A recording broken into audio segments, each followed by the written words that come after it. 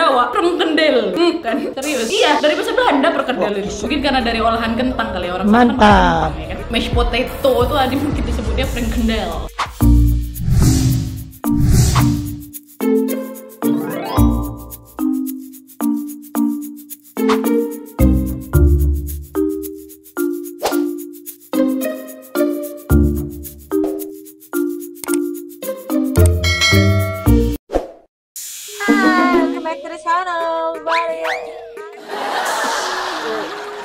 Welcome back. Oke, hari ini kita buat reaction video seperti biasa ya.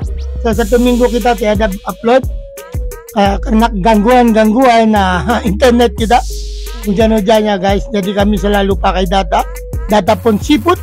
Kami minta tolong sedikit kalau keberatan mau bagi di support times di YouTube kami kan. Boleh juga mau pergi di Facebook kami dan kamu follow ya. Sekarang kami ada 10k followers.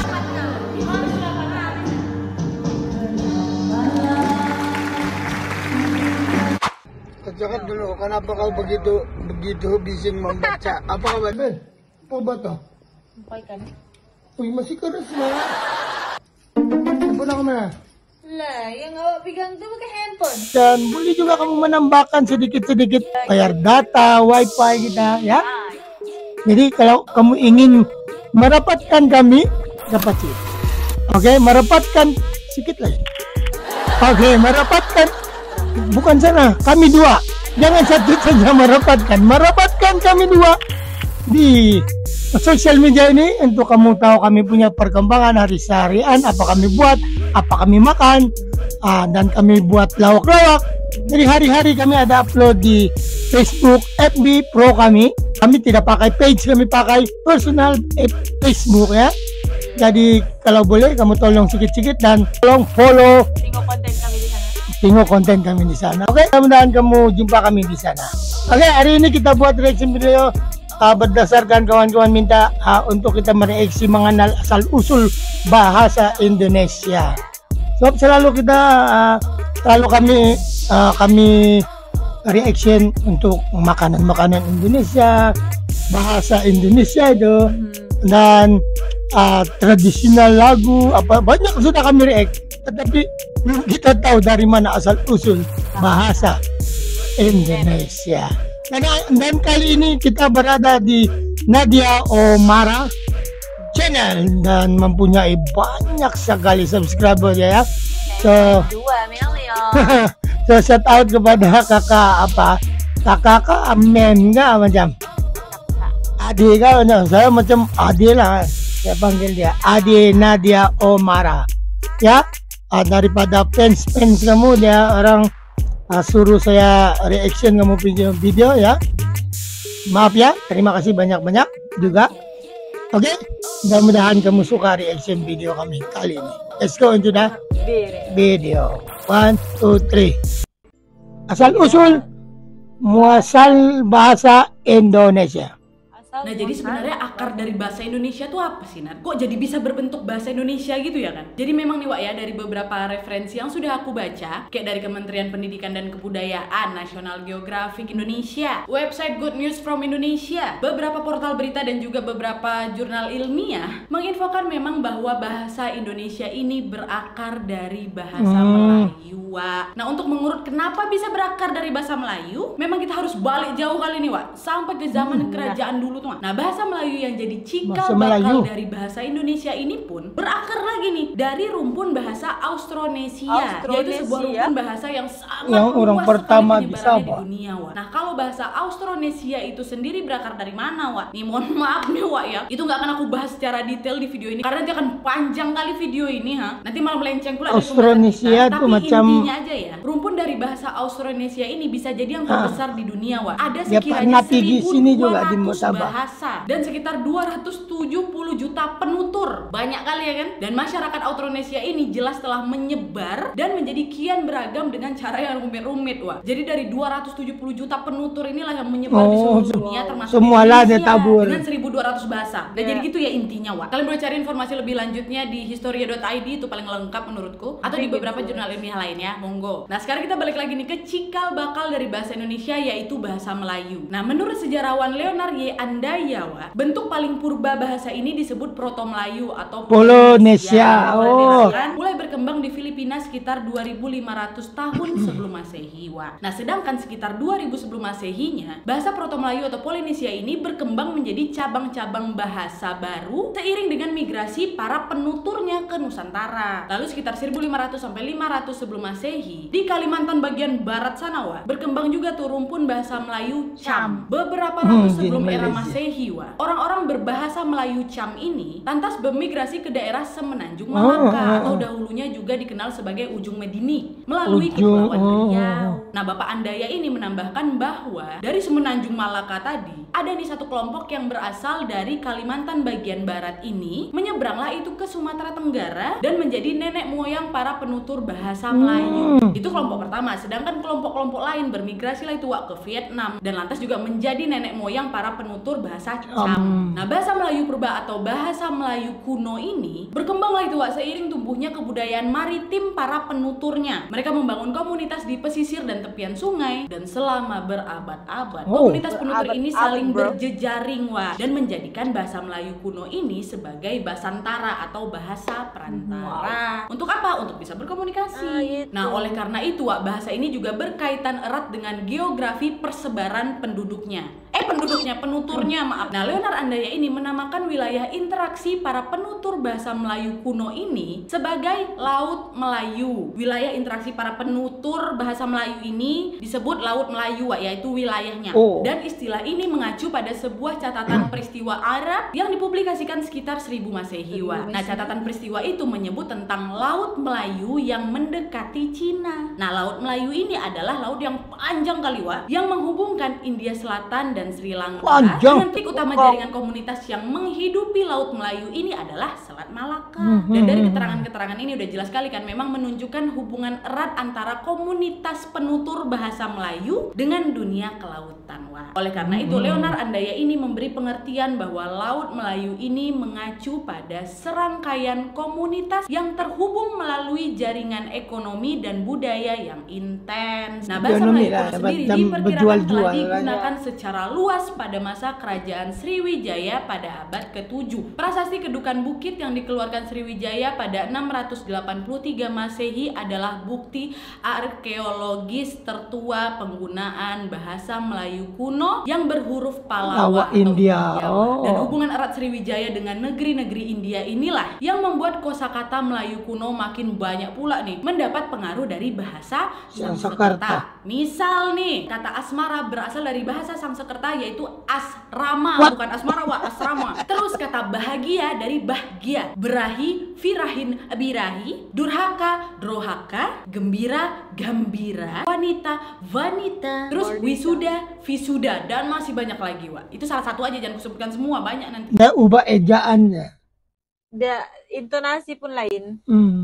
Artinya sama kah? Sama. India ya Wak ya. Contohnya ayah dari ayah, bangsal dari bansal, bendi dari bindi, candu juga, celana, kolna, duhai, busar, busa, padi, pulau, roti, setan, stan gitu Wak. Topi juga, ucar. Nah itu contoh bahasa Timil. Hindi. Sedangkan bahasa Tamilnya Wak ya, contohnya andai, badai, fatai, banci, faici, belenggu, filangku, cerutu, dendam, danda, gembala, kepalan, kedelai, katalai, materai, mutirai, dan lain-lain ya Wak. Selain macam-macam bahasa kita ada yang sama arti lah. Iya.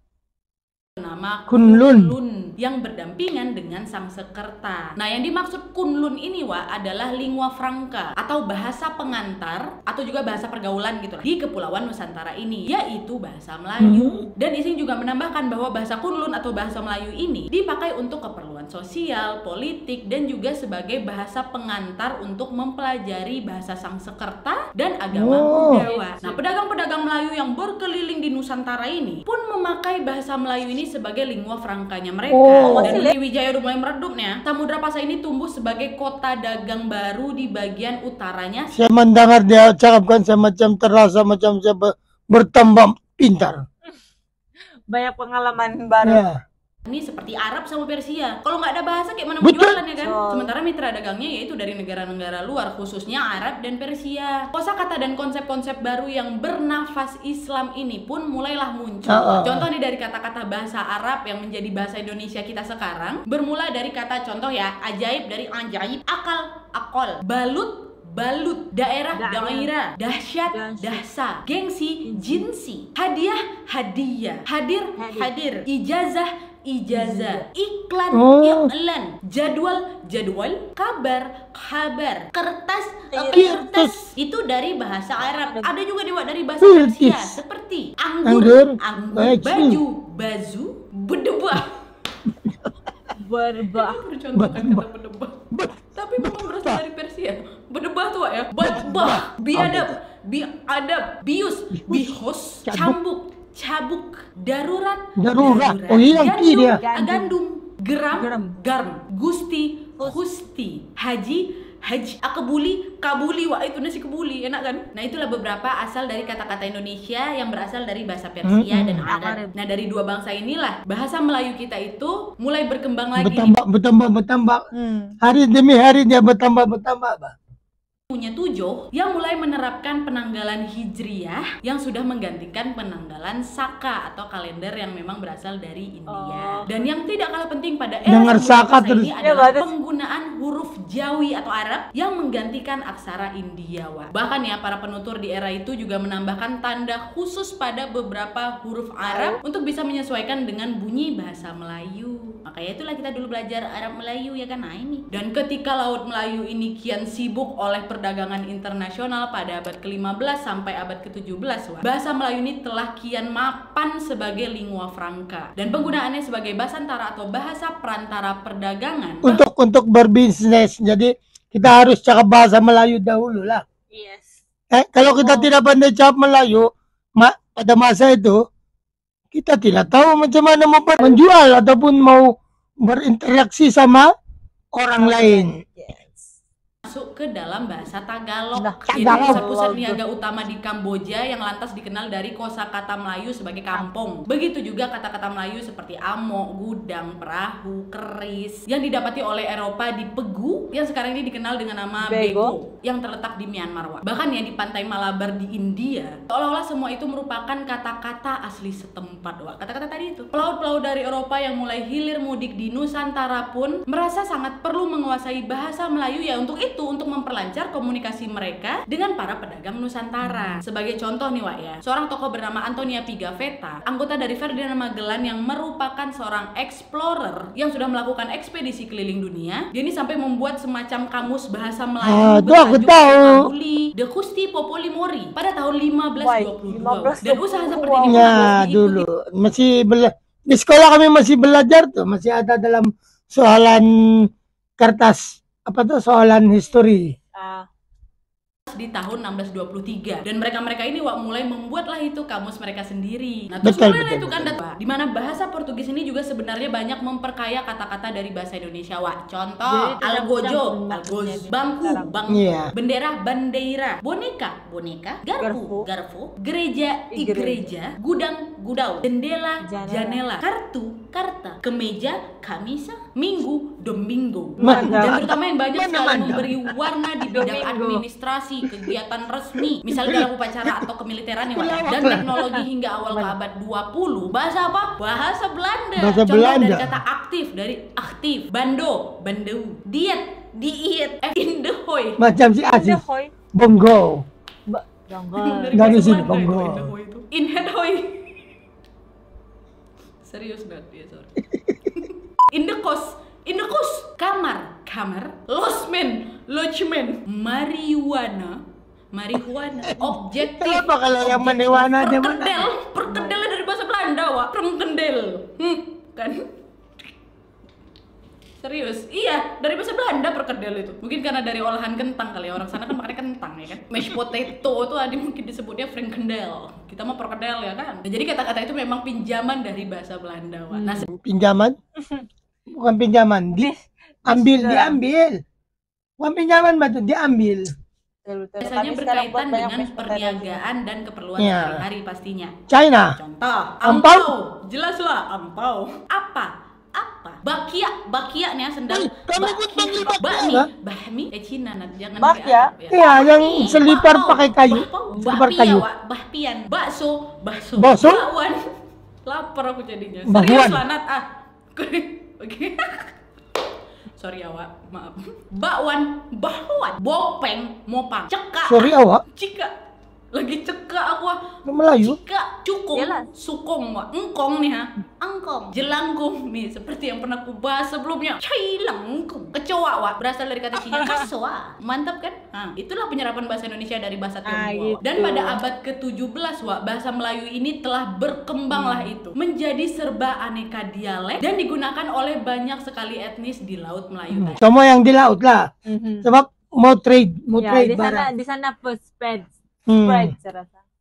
Basis dari identitas mereka. Raja Ali Haji dari Istana Riau Johor, Johor. pecahan dari Kesultanan Melaka, Wak, untuk bahasa Melayu. Dan sejak saat itu dapat dikatakan bahwa memang bahasa ini adalah bahasa yang full fledged atau yang sudah sepenuhnya berkembang gitu, Wak. Which is sama tinggi dengan bahasa-bahasa internasional pada masa itu. Karena memang memiliki kaidah dan dokumentasi kata yang terdefinisi dengan jelas ya kan. Dan hingga akhir dapat paling sedikit 2 kelompok bahasa Melayu yang dikenal oleh masyarakat Nusantara, Wak, yaitu bahasa Melayu pasar atau bahasa sehari-hari dan tidak baku gitu, Wak. Yang kedua bahasa Melayu tinggi, yaitu Bahasa memang Melayu tinggi. yang terbatas pemakaiannya tetapi memiliki standar. Namun pada Oh, abad dia ke-10, bahasa Melayu ada perubahan label-label. sikap terkait penggunaan bahasa Melayu, dan perubahan ini berkaitan dengan Traktat London atau Perjanjian London yang disepakati oleh Kerajaan Inggris dan Belanda pada tahun 1824. Dan berdasarkan perjanjian ini atau traktat ini, Belanda ini diakui menguasai kepulauan Indonesia, sementara Inggris memerintah kawasan Semenanjung Malaya dan Singapura. Dan dari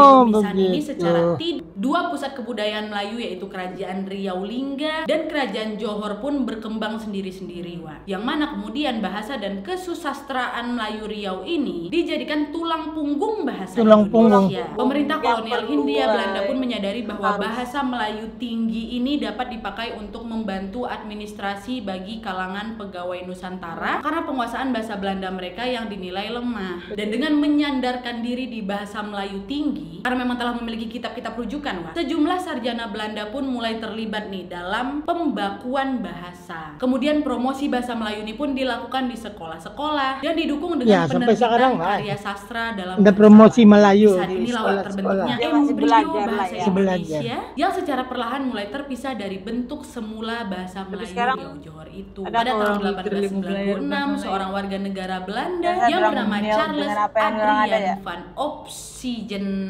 Ophusen, maaf, ditugaskan oleh pemerintah Belanda untuk bisa menstandarisasikan aksara Latin untuk bahasa Melayu yang dibantu oleh Nawawi Sultan Makmur, yaitu seorang guru dan tokoh pendidik yang berasal dari Minangkabau pada akhir ke-19 dan awal abad ke-20, dan juga Muhammad Taib Sultan Ibrahim yang juga merupakan rekan dari Bapak Nawawi Sultan Makmur tadi. Dan tiga lah itu kan mereka menstandarisasikan itu bahasa. Dan hasil dari proses ini adalah sebuah buku yang dinamakan Kitab Logat Melayu atau Melajoe tulisannya pada Kongres Pemuda I pada tahun 1926. Muhammad Yamin, seorang sastrawan, sejarawan, kebudayaan, politikus dan ahli hukum ini, Wak, yang sangat-sangat dihormati dan juga sekarang dikenal sebagai salah satu pahlawan nasional Indonesia, mengusulkan bahasa Melayu menjadi bahasa persatuan bangsa guna bisa memperebutkan kemerdekaan. Tetapi akhirnya kemudian Muhammad Tabrani, Wak, salah seorang tokoh Jogjawa, yaitu organisasi kepemudaan dan pemimpin redaksi dari Harian Pemandangan pada periode 1936 dan 1940, mengusulkan perubahan nama bahasa Melayu menjadi bahasa Indonesia. Awalnya kan memang memisahkan, oke nih bahasa Melayu jadi bahasa kita, tapi Bapak Tabrani mengusulkan perubahan, gak usah bahasa Melayu lah, bahasa Indonesia gitu. Karena beliau berpendapat, Wak, jika tumpah darah memperjuangkan bangsa yang dinamakan Indonesia,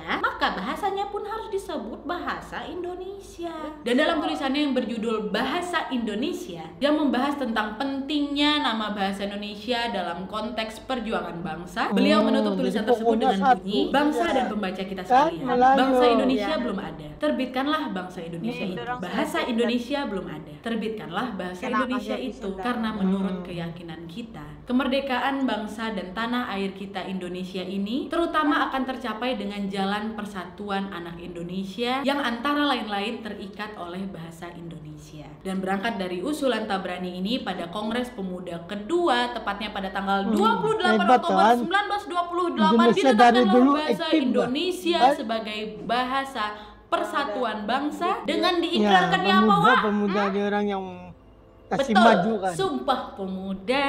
Nah, Sumpah Pemuda. sudah Kami sejauh, putra dan Mbak. putri Indonesia mengaku Sumpah bertumpah Pemuda. darah Ya, satu pemuda-pemuda tanah yang Indonesia. mak Aduh, kasih merinding aku. surung. Kami putra dan putri Indonesia mengaku berbangsa satu bangsa Indonesia. Kami putra dan putri Oh, Indonesia oh, ini kamera. menjunjung bahasa persatuan bahasa Indonesia. Nah, bahasa Indonesia. Merinding gak sih? Merinding, betul, merinding. Dan dari sinilah Wak, penyebutan bahasa Di Melayu sana kau pun boleh nampak. diubah menjadi bahasa Macam mana dia Indonesia. orang Dan berjuang. secara sosiologis Wak, bahasa Indonesia ini sudah menjadi iya tuh, bahasa persatuan. Sedangkan secara yuridis bahasa Indonesia baru diakui sebagai bahasa nasional atau bahasa negara pada tanggal 18 Agustus tahun 1945, sehari setelah kemerdekaan kita, dengan ditandatanganinya Undang-Undang Dasar 1945 pada bab ke-15 pasal 36. Sedikit sama Malaysia punya. ya. Ya. Tapi orang punya Melayu orang lah yang ngasih. Ah, tapi sabab memang berbeza lah matariknya. Oh, apa nih? Jadi gini Wak, Semakin selama dingin, bahasa guys. Indonesia ini sudah ditetapkan sebagai bahasa nasional, bahasa Indonesia sendiri sudah mengalami beberapa kali perubahan ejaan Wak. Dan perubahannya adalah pertama, ejaan pertama seperti yang sudah kita bahas sebelumnya Sabutan. Wak, yaitu ejaan Van Ophusen yang berlaku pada tahun 1901 sampai 1947. Ya, Terus ejaan lanjut berubah lagi lah. nih ke ejaan kedua, yaitu ejaan Republik atau dikenal sebagai ejaan Suwandi yang berlaku Suwandi. pada tahun 1947 sampai 1972. Dia Dilanjutkan lagi berubah, dengan kan? ejaan ketiga, yaitu ejaan yang disempurnakan atau EYD yang berlaku pada tahun 1972 sampai 2015. Dan ejaan keempat adalah ejaan Bahasa Indonesia atau EBI yang berlaku dari tahun 2015 sampai sekarang ini. Dan sebenarnya ada juga tuh Wak, beberapa pemberitaan yang menginfokan ada dua perubahan lagi Wak, yaitu ejaan pembaharuan dan ejaan melindo. Tapi ejaan Melindo? pembaharuan ini tidak pernah dilaksanakan. Melindo? Sedangkan ejaan Melindo melindo bukan ini Malaysia, diurungkan Indonesia kan? peresmiannya karena perkembangan politik yang Bukan sepertinya Melindo. tidak memungkinkan lagi. Itu Nah, Manila, gimana sih Filipina sebenarnya perubahan juga. ejaan ini Wak? Nih, Melindo aku itu kasih Malaysia, contoh ya. Indonesia Misal dari loh. kata khusus KHUSUS. Nah, ejaan pertama atau ejaan Van Ophusen tadi ditulis Khoisus, CHOESOES, Choes gitu. Nah, ejaan yang sudah disempurnakan dihilangkan itu D sama kutip atasnya. Jadi Jumat, JUMAT. Contoh mungkin ada yang tanya, kok bisa sih Wak ejaan kita ini berubah-ubah gitu kan? Nah, siapa yang bertanggung jawab buat merubah ejaan ini Wak? Nah, biar kalian tahu memang ada Wak pertemuan rutin yang dilaksanakan setiap 5 tahun sekali oleh pemerintah dan para pakar bahasa dan sastra Oh, Indonesia oh, untuk saya membahas tahu. perkembangan bahasa Indonesia Wak. Dan pertemuan rutin ini dinamakan Kongres Bahasa Indonesia. Indonesia. Nah, Kongres Bahasa Indonesia pertama kali diadakan di Solo atau Surakarta pada tahun 1938 dan Kongres Bahasa Indonesia terakhir kali adalah yang ke-11 nih Wak ya, pada tahun 2018 kemarin. Dan salah satu hasil dari Kongres ke-11 ini adalah menargetkan bahasa Indonesia menjadi bahasa internasional Wak di tahun 2045. Mantap kali ya kan? Semoga aja bisa tercapai target ini Wak ya. Bergaya Keren kali lah kalau aja. bahasa kita ini bisa dijadikan bahasa internasional kan Wak? Semoga sukses tanpa Bahasa halangan. Amin. Oke Wak, jadi itu internasional. tadi sedikit penjelasan aku soal asal usul dari bahasa Indonesia. Yang kalau Ya, kita rangkum, mantap, kita singkat Kak. kali nih bahasa Indonesia kan memang berasal dari bahasa Melayu. Dan bahasa Melayu yang memang sudah dipakai di daerah di wilayah Nusantara ini dalam pertumbuhannya dipengaruhi lah itu oleh corak-corak dari budaya daerah. Dan akhirnya bahasa Melayu ini pun menyeraplah itu kosakata dari berbagai bahasa, terutama bahasa dari bangsa-bangsa yang aku sebutkan tadi kayak Sanskerta, Persia, Arab, Eropa, Belanda ya kan, Cina. Dan akhirnya bahasa Melayu dalam perkembangannya ini pun muncul dalam beberapa variasi dan dialek lagi. Dan perkembangan dari bahasa Melayu di wilayah Nusantara ini mempengaruhi dan juga mendorong tumbuhnya terwujudnya rasa persaudaraan dan persatuan bangsa Indonesia pasti. Jadi kalau misalnya ditanya dari mana asal usul kata-kata yang ada di bahasa Indonesia ini, yaitu dari penyerapan bangsa-bangsa dari penutur kata-katanya yang diserap oleh kita dalam kehidupan sehari-hari, atau dulunya kepentingannya adalah dalam jalur perdagangan gitu kan. Oke Wak, jadi itu tadi sedikit cerita tentang sejarah bisa tercetusnya bahasa Indonesia dan gimana perkembangan dari ejaan bahasa Indonesia selama ini ya Wak ya. Semoga dengan pembahasan aku kali ini kita bisa lebih menghargai negara kita sendiri ya Wak ya, dan tetap melestarikan bahasa Indonesia yang sudah diperjuangkan sedemikian rupa oleh para pejuang kita. Dan mari kita sama-sama Wak dukung usaha pemerintah dan para pakar agar bisa menjadikan bahasa Indonesia ini sebagai bahasa internasional. Amin ya robbal alamin. Dan kali ini aku tahu setelah aku bahas bahasa kalian pasti ngelunjak. Kak, asal usul tulisan lah Kak, alfabet kok A bentuknya gini, kok B bentuknya gini, ya kan? Ya nggak? Kalian pikir kalian aja penasaran, aku pun ntar ya Wak ya sedang di riset, kita ada A sampai Z panjang ya kan? Tunggu nanti next kesempatan aku akan menjelaskan lagi nih. Ini akan berakar nih Wak dari asal usul bahasa Indonesia. Terus dari Indonesia kan banyak lagi nih suku-sukunya ya kan? Jawa, Minang, Melayu, Dayak, Bugis, pasti bahasanya beda-beda lagi, ya kan? Nanti Wak kita satu-satu dulu nih, satu-satu. Insya Allah pasti nanti akan aku bahas lagi buat kalian buat nambah ilmu ya kan? Ya nggak? Ya kan? Menarik. Tunggu ya Wak ya. Kita tahu dasar-dasarnya dulu, baru nanti kita menyebar-nyebar lagi nih. Ya kan? Oke Wak, jadi sekian dulu videonya. Terima kasih yang sudah menonton. Kalau kalian suka video ini, klik like-nya. Jangan lupa subscribe untuk ide dan saran-saran untuk video selanjutnya. Jangan lupa nyalain notifikasinya supaya kalian tahu kalau aku upload video baru. And as always, jangan lupa untuk klik tombol subscribe supaya kalian sama-sama tahu informasi menarik dan menegangkan dari channel aku. Kawal Nadia 3 juta subscriber tahun ini. 3 juta. See you next video Wak. Sekarang sudah Bye. 10 juta. Oke siap. Oke saya tambah satu lagi. Sekarang dia 10 juta poin 2 juta. Banyak juta-juta. Berarti yang lebih pintar dari saya panggil kakak atau abang. Biarpun saya sudah tua dari dia. Sebab otak dia lebih tua daripada saya. Dan sini kita boleh tahu daripada awal sampai ujung ialah bahasa Melayu ialah kita semua dulu ya.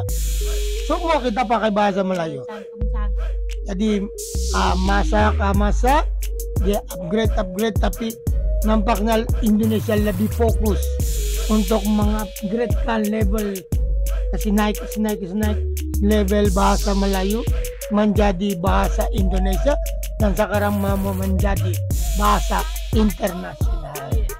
2025 mau coba bahasa Indonesia rasmi. Itulah Indonesia begitu. Indonesia betul-betul fokus dengan bahasa Indonesia. Maka kita jumpa lagi in our next video.